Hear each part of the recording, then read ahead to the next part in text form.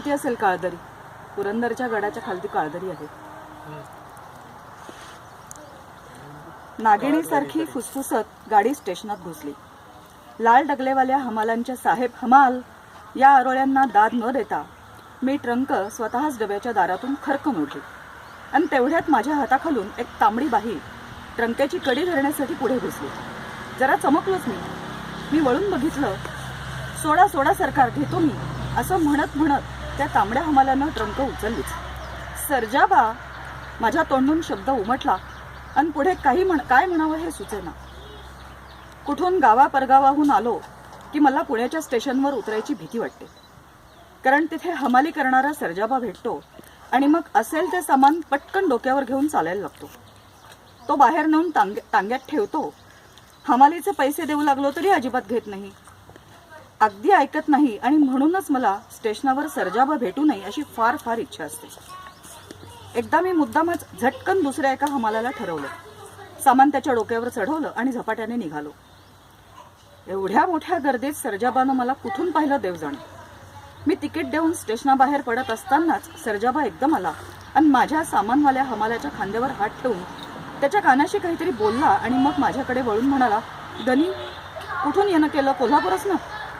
मी ओशाळून म्हणलं, सर्जाबा, तुम्ही कामाचे पैसे माझ्याकडून घेत नाही आणि म्हणून माया पातळ करायची दनी. घरच्या माणसाकडून पैसे घेतलं तर म्हणजे कसं दिसल वंगाळ. सर्जाबा, मी बोलणार एवढ्यात एक गाडी स्टेशनात घुसल्याचा आतून आवाज आला. सरकार, नगा सांगू काय बी, डेक्कन की नाली जातो म्या. आणि सर्जाबा गेलाही लगेच. टांग्याशी आल्यावर मी हमालाला हमाली देण्यासाठी पाकिट काढलं. नग साहेब, सर्जाबा नायकांनी सांगितलं की पैसा नग घेऊस म्हणून. तो हमाल मुंडास सावरीत म्हणाला आणि मी बोलतोय सांगतोय तरी हातांनी नको नको म्हणत सरळ स्टेशनात चालता झाला. आता काय करावं ह्या सर्जाबाला? आजचंही असंच. हमालीचे पैसे त्याने घेतले नाहीतच आणि पुन्हा मी म्हटलं तर म्हणतो काय, सरकार, पीर तर आटली ना म्हणजे मग घरच्या कामाचं पैसा घरल्या माणसाकून घेईल. आता काय बोलू मी? असा आहे सर्जाबा. इतकी त्याची आणि माझी प्रीत का? कारण सर्जाबा आमच्या कऱ्हे पठारातला आहे. पुरंदर किल्ल्याच्या दक्षिण पायथ्याच्या खोऱ्यात एक लहानसं गाव आहे, त्याचं नाव काळदरी. सर्जाबा तिथलाच आहे. जातीनं रामोशी, वयानं 50च्या अंगणातला. माझं बरंचसं लहानपण सर्जाबाच्या मांडीवर आणि खांद्यावर खेळण्यात फिरण्यात आणि झोपण्यात गेलं आहे. मला लहानपणी चिंचा आणि कैऱ्या पाडण्याचं खास शिक्षण सर्जाबानंच दिलं. घोड्यावर पुढ्यात घेऊन गडापासून सासवडापर्यंत अनेकदा त्यानं दौड मारली आहे. जेजुरी यात्रेत त्याच्या खांद्यावर बसून मी भंडारा उधळला आहे. एकदा सर्जाबानं माझा मुका घेतला. एव्हाचं नाही सांगत, जुनं माझ्या तान्हेपणाचं सांगतोय, दाढी नव्हती. सर्जाबानं माझा मुका घेतला आणि तेवढ्यात आमचे उपाध्याय दत्तंभट शाळीग्राम तिथे आले. त्यांनी हे पाहिलं. ही गोष्ट आमच्या अंगणातलीच. दत्तंभट रागवून म्हणाले, सर्जा, कुणाचा मुका घेतोयस? सर्जाबा फारच ओशाळला. माझ्या वडिलांनी त्याचं ते ओशाळपण माडीवरून पाहिलं.